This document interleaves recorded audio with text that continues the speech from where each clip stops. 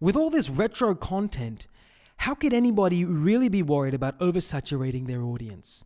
Let's talk. My name is Elroy. This is my world, and I want to take a moment to thank you for sharing these few minutes of your day with me. Without wasting any of your time, let me arm you with some great retro info to keep you occupied. Over the last few years, we have been hit with wave after wave of retrotainment. Mini consoles that keep us looking back while moving forward. Games on newer consoles that celebrate the games that came before. Hell, we've even gotten a few reboots of classic series that have kicked some serious ass. I'm looking at You Doom and Hitman 2016. It has been immense craziness, and I, for one, am so damn glad that we got this. But that begs one very simple question. Is it possible for people to get sick and tired of the retro gaming scene? Sega, a company that we should be pretty familiar with now because I've done some videos on their content already so far this year, does not seem to think so. In fact, I have to admit the amount of confidence that they have in retro gaming making right now is so high that they don't think it's possible to oversaturate their audience at all.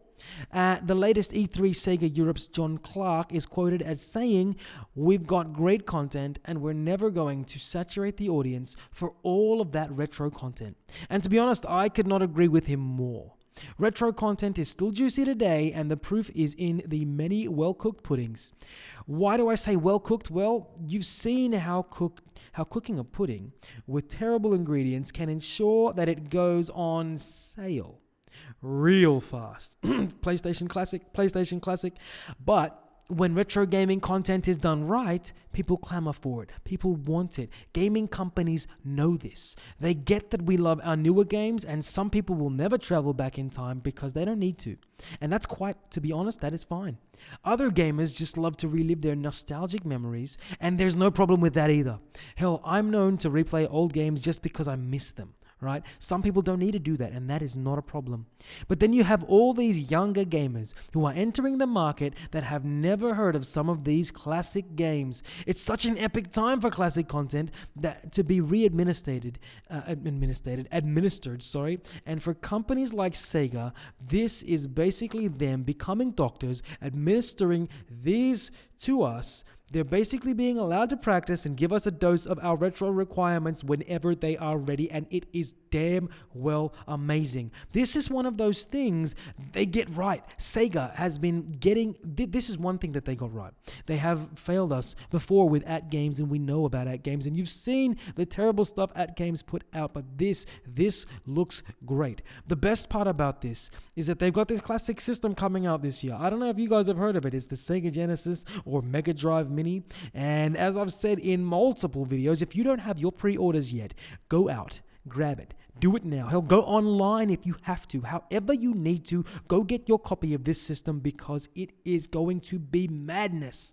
I think there's so much power in the idea that gaming content can be created and re-administered in so many different ways. Retro gaming content, especially the things that they have the opportunities to do. They've been remasters, remakes, reboots, everything, re-upload. I don't care. It's been great, and I have to admit, I love it.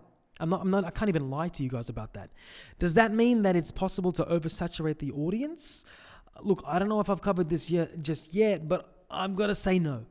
Sure, you can get collection after collection coming out, and people can start to think of companies as milking their audience, but that doesn't mean it's oversaturation as long as it's done right. The Konami sets that we've just seen are the perfect example. Let's look at Castlevania, for example.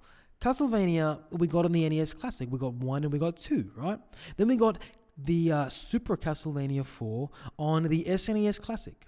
The Genesis is coming out with Bloodlines. That's 4 technically, Castlevania games on 3 different systems. Now we've also got the Classic Collection that Konami released online, and I'm hoping for a physical release. That's just over a few years. One set, essentially per year. Basically, almost, right?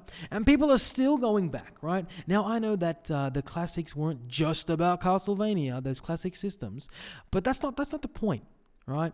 The market is so thirsty for great, and I emphasize great, classic games that we don't care how spaced out one series is in terms of re-releases. We just love getting them, and I'm definitely down for that.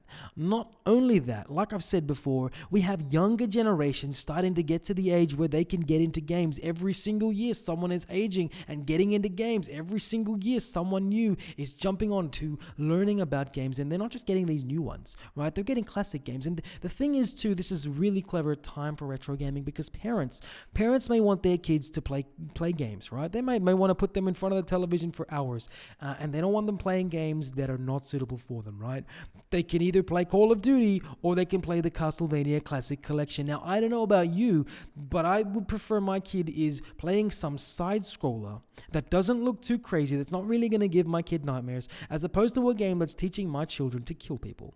I don't know, which one would you go for, right? It just seems so smart. And look, games that are practically realistic for the most part, or side scrollers, yeah, I think that we've made our choice, right? I mean, it doesn't make it's so simple to understand. Maybe I'm just a sucker for classic content. Maybe I'm just the kind of guy that would go out and buy these things. But look, that's my thoughts on the current value of retrotainment. What do you guys think? Are we getting too many classic packages and companies need to start focusing on their newer content, or do we have enough? And maybe we don't have enough, and there's so many more games that we want re-released so people can relive their nostalgic memories. Let me know what you think below in the comments section, and as always, if you enjoyed this video, make sure to click that like button. Make sure to subscribe if you want to. No pressure, I'm just gonna say that.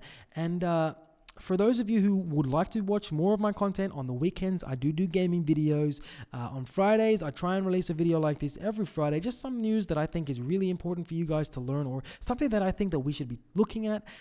But as always, if you like this, click the subscribe button. Thank you again. Honestly, thank you for spending a little bit of time with me. And until next time, stay awesome, and I will see you in the next video. Bye.